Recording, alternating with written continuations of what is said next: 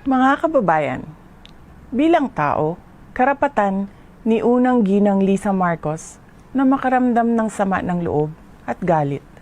Subalit, ang kanyang personal na damdamin ay walang kinalaman sa aking mandato bilang isang opisyal ng pamahalaan. Upang makausad tayo, iiwan na natin sa isang pribadong pag-uusap sa pagitan lamang namin ni Pangulong Bongbong Marcos Jr. ang mga susunod na hakbang. Mga kaigsuunan, nag-atubang ang ato ang nasod ug dagkong mga problema nga kinahanglang solusyonan sa gobyerno. Dapat ay nakatutok tayo sa pagtugon sa mga suliraning hinaharap ng ating bansa.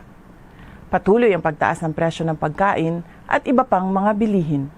At ito ay mas nagpapahirap pa sa dinaranas na gutom o kawalan ng sapat na pagkain ng mahihirap nating kababayan. Nagbabadya rin ang kakulangan ng supply ng tubig at kuryente, habang talamak na naman ang ipinagbabawal na droga. Samantala, hindi pa rin natatapos ang banta ng kriminalidad, terorismo at insurhensiya sa ating bansa.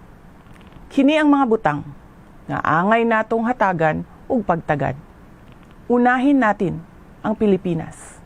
Syukran.